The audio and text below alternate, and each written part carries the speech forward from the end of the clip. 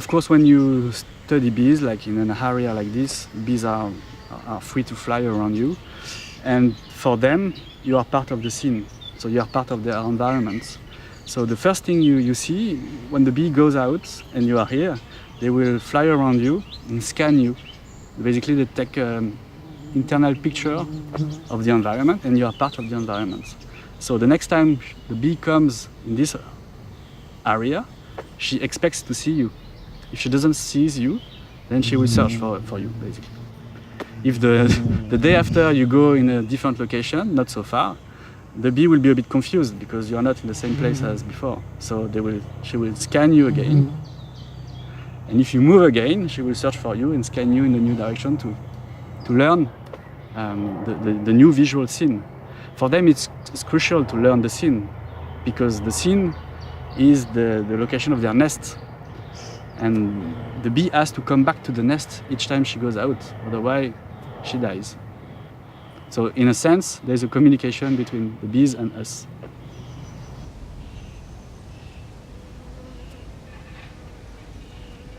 I'm doing biology. I'm working with these animals. I'm working with animals in general because I find the world beautiful. So I'm just in love with living systems, not just animals. But what I like in bees is that they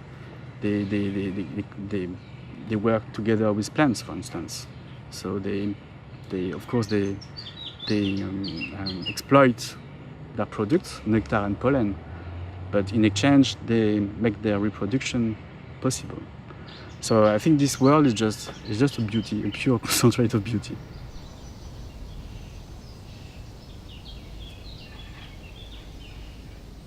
Well, to me, I guess what a butterfly represents is it's something very, very beautiful that tells us an enormous amount about how we're affecting the world. So it's this little delicate thing, and yet you're able to ask it questions, which most people don't realize. You can ask butterflies lots and lots and lots of questions, and they tell you the answers, which is even more important.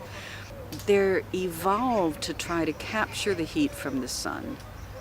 And if it gets just a little bit warmer, they get too hot. What I love about working with them is that they're answering all the questions I have about climate change, and they're beautiful to work with. I mean, they live in beautiful places.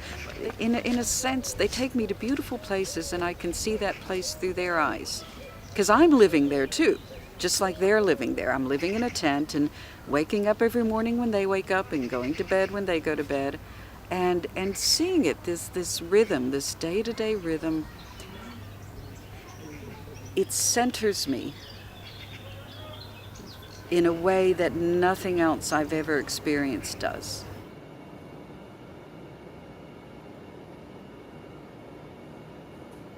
I am a chemist. And for the past 4 years, I've been studying plastic pollution and its potential impact in the ecosystem and human health. Or that if I think about climate, it would be more nightmares than dreams.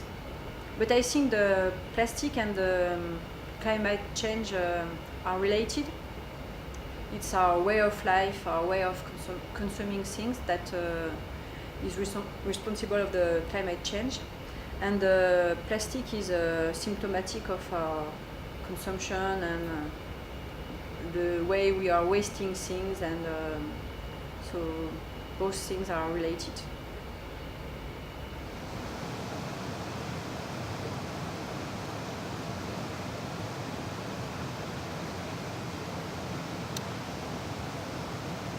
First of all, it's the breathing for me.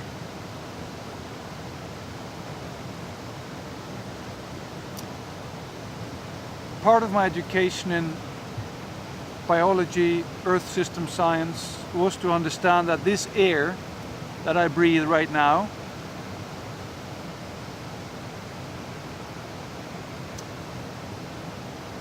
is alive in the sense of keeping itself in a chemically unstable way. Oxygen is very reactive, and there's a lot of it. and the way oxygen, plants, CO2 dance with each other through life. That is unique, at least in the solar system, and we don't know if it's unique in the galaxy.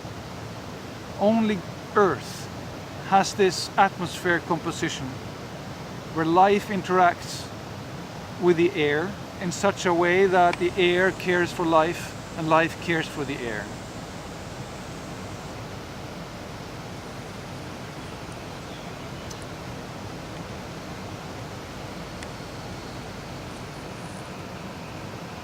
For those of us who have spent time with climate science, for those of us who have studied the state of ecosystems worldwide, it's depressing.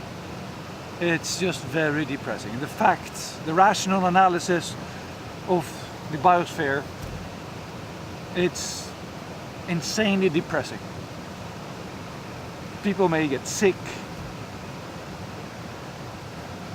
have both psychological and bodily symptoms if you do not acknowledge that there is a depression. When you do that, something happens, and it's that this energy that is somehow locked away in the depression becomes available again. So it's like compost. You have to let that compost sink into the ground and into that black, depressive, destructured way, and then somehow the nutrients become available again. And in this weird way you find energy to move on. So by standing up for your depression, you enable it to move through your body and create an engagement with society again. So curing depression is not thinking positive to suppress depression, but it is allowing depression to express itself and in that way heal itself.